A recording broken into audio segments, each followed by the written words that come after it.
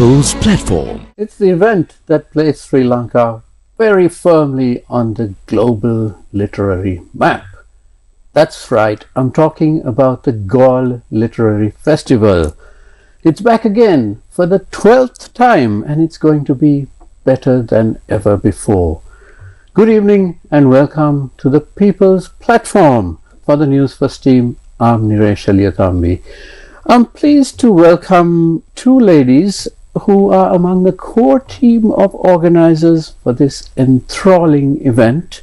We have Saskia Walker, curator of the Galle Literary Festival. Welcome, Saskia. Thank you. And we have Rihaab Mowlana, who is the festival manager of GLF, the Galle Literary Festival. Welcome, Rihaab. Thank you for having me, Yash. Right, so let's get right down to it. It is such a famous event now, but for those who have not, for the benefit of those who have not gone down to Galle Lit Festival, could you explain a little bit about its history from the time it started in 2007 and where it's at now? Absolutely. So as you said, GLF was founded back in 2007 by Jeffrey Dobbs. Now Jeffrey, he's also a hotelier and he has several properties down south. At the same time, he's someone who loves hosting and enjoys having parties, and at the same time he also had a lot of connections in the literary world. So he thought, why not combine the two? And at the same time, GLF was the festival in itself was a fantastic way to bring in tourists to the country and show them our culture, our heritage, and our talent. Because quite frankly, we have amazing talent here. Our literature is fantastic. Our writers are fantastic. They needed that international exposure. And what better event than to host a festival of this nature. So it started in a very small way, combining, events, social events with the literary festival, and now it's grown tremendously, and it's a lot more than a literary festival. Now we have something for everyone, from Gourmet Galle, we have the children's festival. So that's how it started, and it's growing and it will continue to grow. So many different aspects to it now. It's not just literary, but we will get to those other aspects of it. But let me bring Saskia in. Tell us, Saskia, the authors. We have some fabulous names who come in every year, and this time there's new authors. And it's a pleasure for anyone in the artistic world to go down there and meet these people and listen to them. Could you tell us a little bit about who we're getting this time? Absolutely. It's a long list. We'd be here a while. We're really, really excited, actually. It's a really fantastic combination of international speakers who are coming to Sri Lanka for the first time, Sri Lankan speakers, some of whom are based here, others who are based outside of Sri Lanka and are kindly flying in for the festival. In terms of authors who I think are speaking here for the first time, we have Kate Moss, who writes amazing historical fiction and has written now for 30 years bestsellers that are sold all over the world, translated into multiple languages. So she's coming. We also have Philippe Sands, who is an international lawyer who has written a number of books now, partly focused on the Second World War. Most recently, he wrote a book called The Last Colony, which is actually about the situation in between the UK and Mauritius and the Chagos Islands. A case which he worked on, and so he's coming to speak on that. We have Satnam Sanghera, who has written a fantastic memoir, but also has written history books as well. We've got Afua Hirsch coming. She has her latest book is called Decolonizing My Body. She's amazing. Really excited to see her. And yeah, I mean, I can I can continue.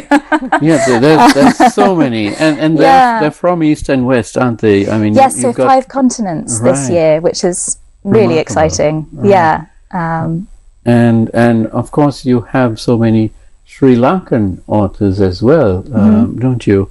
Would you Yeah, like we to talk do. about some of them? We do. So we have writers who are based here and also writers who have connections to Sri Lanka. So we've got, for example, Sare De Silva, who has written a novel called Amma. She's based in New Zealand, but has Sri Lankan heritage and connections here. So she's coming to speak here, which will be fantastic. We also have incredibly well-known Sri Lankan writers like Ramesh Gunasekara, Shyam Salvadore, who are coming.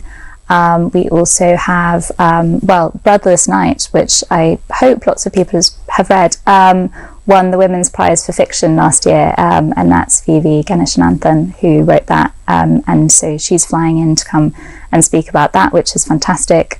And then in terms of writers here, we have Ramya Jayasinghe, who's speaking about her poetry in a workshop actually, and who's also reading her poetry. So one of the events we have is tea and poetry each afternoon. Right, Ramya won the Gration. Exactly. Yes. So we had her on this show great. a few months ago. Okay, well, we're really thrilled. She's coming on Friday the 7th, actually. So she's hosting a workshop, and then she's also reading her poetry.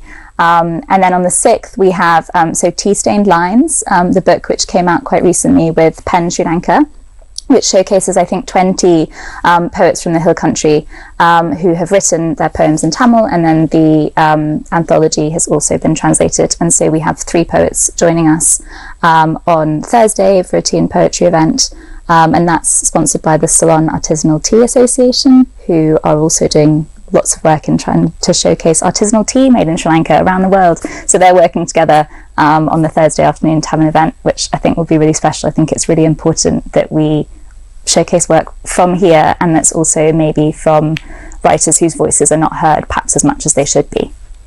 Okay, so although Jeffrey Dobbs launched this in 2007, it's grown so much, and it's attracted a lot of new people, volunteers who have got involved, including the two of you. So Saskia, how did you get involved with this? Well, I moved to Sri Lanka in 2017, and I was living in Colombo at the time, and I saw this literary festival happening, and I thought, oh, that sounds amazing. And I think the fort and Gaul are really, really special. And so having already an impression of thinking that was quite a magical place, really, I thought, okay, I'd actually really like to come down and see what the energy is like over the course of the weekend. And so I attended in 2018, 2019, and thought, this is incredible and something I would so love to be part of, but I wonder how one even goes about that. And then there was quite a long hiatus because of COVID, and I was then asked by some of the team whether I would be interested in helping with curating the programme for 2024. And so that started, I suppose, in 2023, when there was all this talk of being able to restart the festival because, of course, finally, with everything with COVID being through. And yes, it was kind of I suppose, something I had wanted to be involved in but wasn't quite sure how to connect to. And then, slowly through that. And then I think the team now is a wonderful combination of people who've been involved for years. So lots of our team are the same core team who were involved prior to the break with COVID. And then also lots of people who are new, like us. And so, a nice kind of combination of both. So. Right. So, Rihaab, your company, which is Dream Team Studio, is actually managing the event this time. So, tell us how you came to be in on this. Interestingly, I think we have very similar stories that way. So, as a company, we ourselves have been very involved in a lot of creative events. And my co-founders and I, Naveed and Ambria, we have also been huge fans of GLF. We've been attending previously, and creative events are, are the heart and soul of what we do. And so when the opportunity came recently, we absolutely were thrilled and we jumped on it. And like Saskia said, it's been a fantastic experience. Everyone is great. It's like one huge family, people who are new, people who've been experienced, and everyone coming together to bring an event of this sort to life. Just amazing. So we're thoroughly proud to be a part of it. Right. And of course, MTV, NBC are the media partners for this event, but you get so many other partners coming in now, don't you? Well, most of them, the festivals are non-profit, so we rely hugely on very kind sponsorship each year, and I think that's an enormous part of what makes the festival happen, and also on the generosity of the community around Gaul as well. And so there are hotels who partner with us and offer rooms, because we host, of course, the authors who come to speak at the festival, and then also the community themselves in Gaul. So the really cool thing as well is we have the core team, we also have over 100 volunteers who join us for the long weekend, and they're amazing, and some of them have been volunteering for years. Like the t-shirts I saw last year, the volunteers were like, this is back from, you know, whichever year, and they've been part of it all the way through, and lots of them actually are from the fort, they've grown up in the fort, and their families will also be involved in various ways through like cookery demonstrations and walking tours. And I think that is a huge part of what gives the festival its energy, really. And so it's sort of sponsorship and also this community element, which is huge, and I think I think literary festivals all over the world are fantastic. I think that is part of what makes Gaul so special. Absolutely. And we've truly made a name. The Gaul Festival has made a name for itself. So we get international media also covering it, because it is an interesting story. We do have, we combine culture, we combine literary talent, and again, highlighting and showcasing Sri Lankans has been amazing. And we've got quite a bit of support internationally as well. So that's great.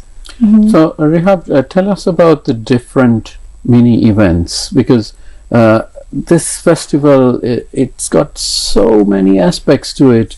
I was down there last year, and I think I attended only about half the events. There was just so many enthralling things happening. So you've got the main events, which are, you got authors there. Tell us a little bit about those.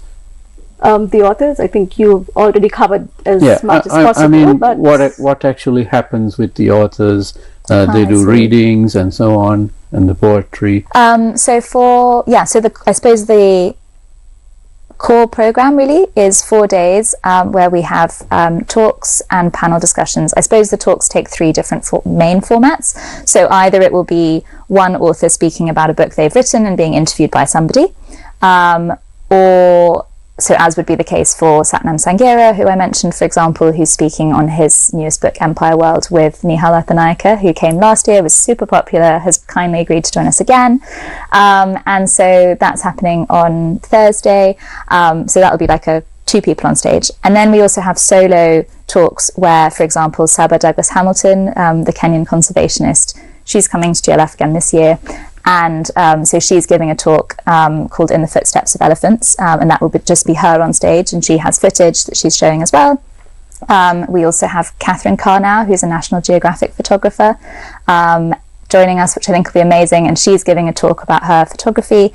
She's also doing a workshop, which is amazing. So if anybody is interested in sort of photography and honing their skills, a fantastic opportunity, as our photo walks that we have with Streets of Colombo. So solo talks, and then we have panels. So that will be 3 speakers and a moderator discussing a topic, ranging from fusing fact and fiction in a historical novel, to wildlife and sustainable tourism, to LGBTQ plus rights, on and off the page. So how much experience is reflected in literature versus life, all sorts of things like that. So that's sort of the core of the 4 days. And then around that we have events, like I said, tea and poetry. We have literary lunches and dinners where you can join an author. And then we have lots more, which I feel you could also talk on.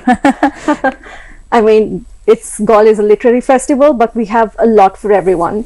I think I can start off with Gourmet Gaul, which I believe is the best known. So we feature local chefs as well as international chefs who've made a name for themselves.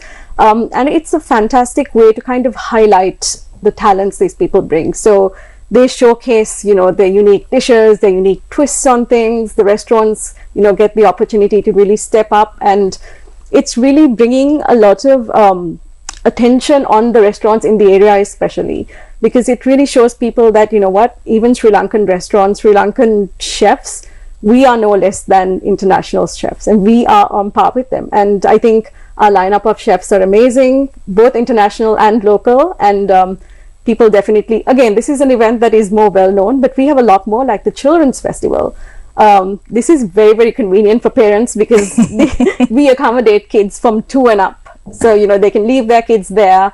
We have even areas for them to hang out and relax while their kids enjoy. Loads of exciting kids workshops, from storyboarding, even songwriting, I believe, comedy. So there's loads for kids to do. I think also the parties that we have, DJ Miro, he's headlining an event, I think, not to be missed. And Rihaab Mowlana actually as well is also DJing that evening. So that's Friday night. And we have stand-up comedy, Shashi Pereira, an exciting lineup as well. So we absolutely have a lot more for everyone. So it can be it can be an outing for the family itself. So you don't only have to be a fan of literature to show up at Gaul Lit Fest, because we have something for everyone. And even Gourmet Gaul actually goes on till the beginning first week of March. So it's a long-term thing, you know. Do come over to Gaul, you know, enjoy yourselves, have a blast, you know. Yes, and you also have all these mini events in various areas of Gaul, don't you? Which sort of serves to showcase these various restaurants and areas of the fort, and even outside. Yeah. Like how they go, you can pick. Yeah, we do. So most of the talks are held in 3 main venues, but then the literary lunches and dinners are held in villas, hotels within the fort, within Gaul town, and then a little bit along the coast as well. And that's the same with the tea and poetry. And then we have workshops in various different spaces. So in certain shops in the fort, for example, and then the art trail. So we partner with Artra. And we have international artists and Sri Lankan artists who have exhibitions which will be on in the fort, and those are free, and so you can wander in and out of spaces to see these exhibitions. And there are also moments of meeting the artists and walking through exhibitions with them, and then some discussions, and that's a huge range from photography, contemporary art. And we also have the lit market. Yes, exactly. Yes. So shopping enthusiasts, there's so much that you can check out at the lit market. It's fantastic. And live music as well. Yes. There is, And Gaul Literary Festival is, of course, being held in February on the 6th, 7th, 8th and 9th, starting Thursday, Friday, Saturday, Sunday. So usually the place is chock full on the weekend. We expect so many people from Colombo to just drive down there, an hour and a half drive. But even on Thursday and Friday, you're expecting a crowd, aren't you? Absolutely. Gaul Lit Fest is a calendar event for a lot of Sri Lankans. I myself have been asked countless times, when's it starting? I know a lot of people who are taking holidays just to come for the event. So we are definitely expecting a number of people from Sri Lanka itself, Colombo itself, as well as our usual international audience. Yeah, I think it's a really great combination of audience members who come from around Gaul, who also come, of course, from Colombo. And last year it was quite interesting meeting people who had flown in from Singapore or KL for the weekend, and want to come and see writers showcased here. And I think we're very lucky to have that combination, really. And from Thursday, so we've got a really, really strong start from Thursday morning, 10:15. You can tell I've spent a long time with all of the different pieces, sort of putting the puzzle together. But we are really, really excited to run from Thursday morning until mid-afternoon on Sunday, which hopefully gives everybody who has come down from Colombo the time to get home, and then be set up for back to work on Monday. Right. So this is all really interesting stuff, but we need to take a short commercial break. We'll be right back, so don't go away.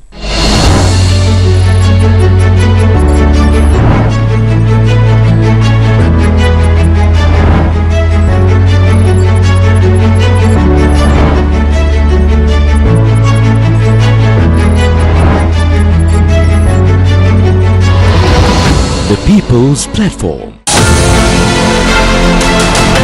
මේ වසන්තේ මේ ආරාධනය විසේකාර දඟකාර හැඩකාර කුමාරයන්ට සහ කෝල කොමල මනලෝල කුමාරියන්ටයි මේ වසන්තේ සිරස වසන්ත කුමරා සහ කුමරිය ලෙස කිරුළු පළදින්න දැන්ම සැරසෙන්න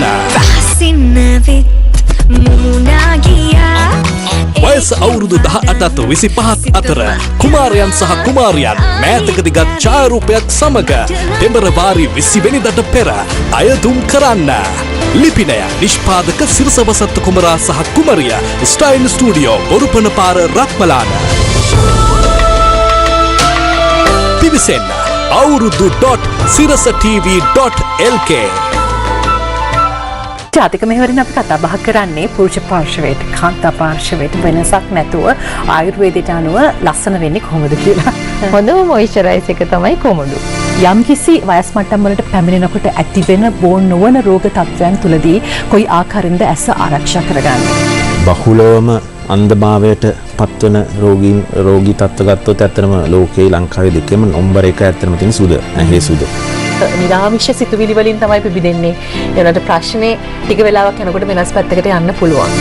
මූලික අරමුණ සියදිවි හානි වැළැක්වීම වුණාට ඕනම කෙනෙකුට ඕනම ප්‍රශ්නයක් ඕනම ගැටලුවක් ගැන කතා කරන්න අපිත් එක්ක යොමු වෙන්න පුළුවන්. ජාතික මෙහෙවර සතියේ දිනවල උදෑසන 11ට. ඔයගොල්ලන්ට මේ අපිට කියන්න බෑනේ මේ අනේ හාල් ටික හොල දෙන්න කියලා. අහන ප්‍රශ්නේ තමයි උත්තර දෙන්න ඔබතුමාත් අහපු ප්‍රශ්නෙට. ඌ බලාපොරොත්තු කන්දක් දීලානේ ඇවිල්ලා තියෙන්නේ. සදාකාලික ඔයගොල්ලන්ට කොරායි කිඹුල්ලු බල ඉන්න පුළුවන්. ජනතාව බලාපොරොත්තු වෙන අත් වශයෙන්ම ක්ෂණික යම්කි සහනයක්. දැනට තියෙන රජයයි ඒ තිබිච්ච රජයන අතර අහසට පොළොව වගේ වෙනසක් තියෙනවා. මොකද අපි දැක්ක මීට පෙරත් ඔය ජවනිකාව අපි දැක්ක ඔය නාට්‍ය අපි දැක්කා. කලබල වෙන්න එපා රොෂාන්. අපි ඔය වගේ ප්‍රශ්න කරන්න ආචාර්ය උපාධි සහතික නැතුණා කියලා කියන්න පුළුවන්ද? අත එක පැහැදිලි කිරීමක් කරන්න වාස ඔබට තීරණය කරන්න පුළුවන්. අපි හැමෝම එකතු වෙලා මේ රට හදමු. දවස සතිය දිනවල සවස 6:30ට. Our development era kickstarts from 2002-2005. If you're off duty, right, you're entitled to do what you want. And Niresh, sorry, whether it's pluck coconuts or whether it's scraping the coconuts, they have the freedom to do that. By having taxes on imports for the food on the poorest of the poor is a big problem. I think economic inclusion of the rural people is very important to keep the economy going. Government and state are two things. So time to time we need restructuring. We can't go on. That is the main reason why NPP won. Face the Nation every Wednesday at 9:30 p.m. on TV1.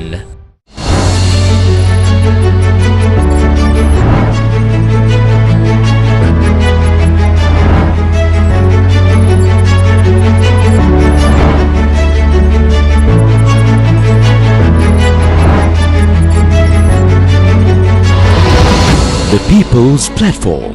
Welcome back to the People's Platform. We are in conversation with Saskia Walker, curator of the Gaul Literary Festival, and Rihaab Mowlana, who is the co-founder of Dream Team Studio and also the festival manager of Gaul Literary Festival. Rihaab, tell us a little bit about the positioning of GLF in the literary world, because before 2007 and when this festival started, Sri Lanka wasn't really known for literature and all that, not globally, but since then this has really brought in a great positioning. Tell us a little bit about where we are when you think of authors and poets and the various literary festivals which go on all over the world.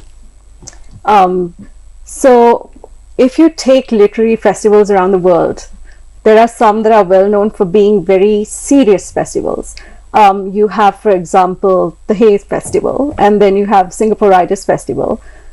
These are long-standing literary festivals that have been going on for years and years. But they're very serious ones, aren't they? Absolutely, very serious, very intellectual, and they have a reputation for in the literary field itself. And then on the other hand, you have very large scale events like the Jaipur Festival, the Ubud Festival, where the Jaipur Festival, for example, they have at least 100,000 people walking in, right? Ubud, smaller crowd, but comparatively still large numbers walking in. When you look at their participants, easily in their hundreds. So these are known as large scale events. And then you have us, Gaul Literary Festival. And I think what's really interesting about us is that we take ourselves very seriously because our content is also meaty, it's very intellectual, but at the same time we also kind of don't take ourselves very seriously, so we're fun. We meld literary events with social events, right? And then you have the setting of Gaul itself. I think Gaul needs no introduction. It has culture, it has heritage. It's a place where, again, GLF itself encourages people to visit Gaul not just as a stopover, a one-night stay. It's a place to learn, to educate yourself, because we have so much, our heritage, our culture, our books. And again, when you say Gaul, right, immediately Gaul Lit Fest, you think of Gaul. If you say Hayes Festival, you don't think of the location, right? So that is where we kind of come in. So we have the combination of the location which sets the ambience for it. I mean, just picture yourself strolling through the Gaul Fort, you think of the lighthouse, the ocean, and it's in that backdrop, you have your Lit Fest. So it's an entire experience. I think we've carved a nice little niche for ourselves in terms of when you compare other literary festivals. So if I were to describe it, I would say it's serious literature with loads of fun. Exactly. Would you agree with that, Saskia? Yeah, I think it is. I think it's just this whole experience. I think it's the whole combination of the thought that you can sit in a fascinating talk and listen to speakers who are from the island, from all over the world, discussing something, and then you step outside and you are in the most incredible surroundings, and you can sit and have a coffee with a friend and debrief over just what just happened, and then go and meet an author for lunch, and then that evening you're dancing away in a cobbled courtyard somewhere. I think that is a good explanation, good description of the vibe of Gaul, and I think that really is what makes it so special, and I think partly why we love it, and hopefully what the audience feel as well. And we do get a lot of very interesting people who come down to GLF. Last year I bumped into two presidents, President Ranil Wickramasinghe, who was the president at the time, and former President Chandrika Kumaratunga as well. So, they come and chill out and relax as well, don't they? I mean, absolutely. Everyone's welcome. That's the whole point of GLF, to be a welcoming space. So while the former president, of course, is known for his love of literature, there's something for everyone, as we've, I think, mentioned quite a few times. So we do anticipate, you never know who's going to pop up. So we're as excited as you are to see who's going to, yeah. And also, I think one of the things we're quite keen to do is to encourage students to come as well. And so we have people who buy 4-day festival passes, which is fantastic. We have day passes, but we also want to encourage students, and so we do offer 50% discounts to all students who want to write in or through our website and book their tickets. And so that also hopefully means that there are more and more young people who come to the Lit Fest, because I think that's also a big part of the energy of it. And lots of young people volunteer, which is amazing, but also want to come and sit and hear people speak about all sorts of topics, which are really important. And how do people purchase passes for the festival? Do they go to the website and do it? They go to the website, but the passes have actually sold out, which is very exciting. Oh my goodness. So you can buy lots of tickets to individual events at the moment, or to lunches and dinners with authors, and to workshops. Some of those have sold out, which is amazing, but we do also have lots of individual tickets. But festival passes and day passes went very quickly this year, which hopefully means that people enjoyed last year and are therefore coming back and wanting to be part of it. So that's good. But maybe we need more days. Maybe, or just need to make it even bigger. Well, we can't make the fort any bigger. But one of the beautiful aspects is that all these events, these mini events, are held in these restaurants and these little spaces. Some of them not so little, but you don't get 1,000 people at anything. It's just like perhaps 100 people at the most, perhaps. Yeah, well, so I suppose Hall de Gaulle seats a few hundred people, and that's our largest venue. But I think that's part of what our team spends quite a lot of time working out, is we have 2 or 3 events running at once, and that is partly because we have such a lot of amazing discussion that we want to put into 4 days, but also if everybody were to attend the same event at the same time, there simply is not a space in Gaul big enough. So we are partly looking to have, these events going on at the same time that hopefully appeal to different interests, whether there's one thing that's history related at the same time as something to do with literature or art or wildlife or whatever the subjects are, but to have those in different rooms at the same time so that we're able to, I suppose, balance the crowd and also have things for different people at the same time. So we're using the Maritime Museum this year, which we've used in previous years.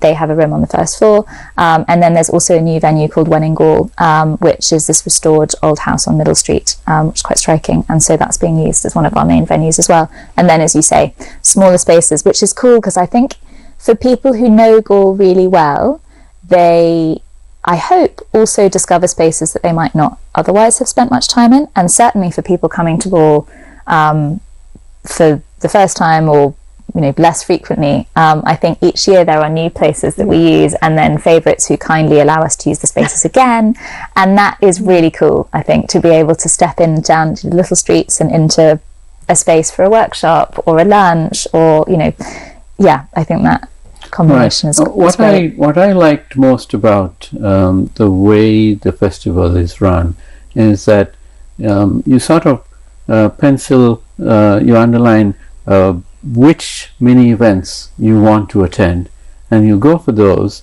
but in between you can go and have a swim in the pool at your hotel or on the beach, or just take a nap, or just go somewhere else and come back. And so it's one huge, wonderful experience, isn't it? It's definitely very experiential, like you said, and that's also the kind of audience that we encourage. The whole method of just going to your hotel, yes. coming back. Yes, I think that's where the setting is just absolutely, like you said, really kind of essential to the festival. We couldn't hold it anywhere else, and I think the community are really generous actually in having 4 days where there are people everywhere and everyone is so welcoming and everyone is so warm and wonderful and happy to share really their homes and their lives with all of us and the audience who want to come and see things, and as you say, yes, be in the sea and then have an ice cream somewhere and then go and sit and listen to somebody, or go to, we've got a mixology masterclass this year, for example, with Ryan Cheshire-Wardner, who runs Mr. Lion, has international cocktail bars. Yeah, really cool. So you can go from that to then having dinner with Peter Frankopan or Afua Hirsch or Ben McIntyre, the historian, who I'm really excited about, and have all of these things, and then, as we said, and then go to a party, and then the next morning be ready to go to a crime writing workshop or a poetry workshop, or we've got urban illustration throughout the fort. We've got a scavenger hunt as well, so between talks people can be doing that. It is kind of almost endless. And of course the community in Gaul have really embraced this, haven't they? It's their thing. It puts them on the map. More than any other resort in Sri Lanka. We've got so many touristy locations in Sri Lanka, but this particular event really puts Gaul on the global map, wouldn't you say? Of course. So the impact actually, honestly, the impact starts from the grassroots communities itself. So for during GLF, from small businesses to hotels, restaurants, even tuk-tuk drivers, everyone really benefits. And even our volunteers, this year we have, I think, around 210. 100 of them are actually from Gaul. So they bring in, you know, their know-how of the area, their insights, and they have some excellent insights because we're not in Gaul all the time. When we come in, sometimes we are strangers, no matter what. They bring in their perspectives, their ideas. There's a lot of upskilling happening. We learn from them, they learn from us. I was going to say, I think one of the things, absolutely agreeing with you, that we do, which I think is actually really cool from the perspective of the volunteers but also the authors, is that we pair authors with volunteers. So they have a volunteer who is sort of their guide to the weekend, which is fantastic for us because the volunteers are then responsible for making sure that their author is in the correct place and not in the pool when they're supposed to be on stage. So that's important. And you know, going to an interview perhaps with your team or attending their literary lunch. But it also means that from the volunteers' perspectives, they are spending time with these authors who are fantastic and who are perhaps a Sri Lankan architect who this volunteer might spend 3 or 4 days with, you know, chatting to in between going to all these venues, or a wildlife photographer, or an artist, a historian, Yes, a writer. that would really broaden the horizons of these young volunteers. Yes, and I think, but they also add, so I think it's fantastic for the volunteers, but the authors love it. And one of the things that we had as such positive feedback last year was authors saying they have wandered around and been able to ask people, you know, and ask the volunteer assigned to them all these questions and spend all this time together, and their questions, if perhaps the writer is in Sri Lanka for the first time, they are asking about the fort, they're asking about Sri Lanka generally, just all of these things are part of their experience, and I think that makes it really special for them. And then they can, of course, chat about their work. But I think that combination is really cool, and it was so wonderful last year to be doing this kind of initial assigning volunteers to authors and giving them a little sense of who it was that they were going to have quite a bit of responsibility for, really. And quite often authors will come with their partner or perhaps family members. So the volunteer is then kind of working with the family or the couple, really. But then to see them on the first day, and then at the end when they had really bonded over the 4 days, and they, you know, I think lots of them some have kept in touch, and certainly there was a lot of learning, but it, you know, definitely in both directions, if that makes sense, which I think is fantastic, and it's really cool to be able to have that as part of the festival. I don't think we talk about it enough. Rihaab, let's talk a little bit about tourism and how important tourism is to Sri Lanka, and you know what GLF is doing for Gaul and for tourism. What's your opinion? What's your take on that? So recently, the Sri Lankan government and the tourism board have started focusing on a very specific tourist. So at the moment, rather than focus on mass tourism, what they've been focusing on is boutique tourists. Those who are looking for culture, those who are looking for also experiences. And quite frankly, that is something that GLF has been doing from the very beginning, attracting that audience into the country. And I think this new initiative goes hand in hand in what we are doing, and we also play a role in bringing in that audience into the country. Because the tourist last year, GLF, I think we generated over 450 million, if I'm not mistaken. So that's all income into the country, and we're benefiting. Wow. Right? And also that's an enormous amount of global publicity, isn't it? Yes, we've been spoken about in a lot of magazines, and I think one of them even called us one of the best literary festivals at one point. So any publicity that we can get is ultimately benefiting the country, and that's why we do what we do, right? We're not just saying that, you know what, Sri Lanka has got all this culture and heritage. We're also saying we have the talent, you know, and we also bring in the talent, and we give our writers, our performers a platform, because we don't just highlight writers, we also highlight performers and artists. So I think we work together in the sense that our initiatives, the initiatives of the government and what we do goes perfectly hand in hand, and I think the timing is also perfect for that. Absolutely. I'm afraid we're almost out of time, so last question to Saskia. What would you say to people in Colombo and around Sri Lanka about Galle Lit Fest and the experience that they can have in it? I mean, I think definitely come down for the weekend, for the long weekend, really.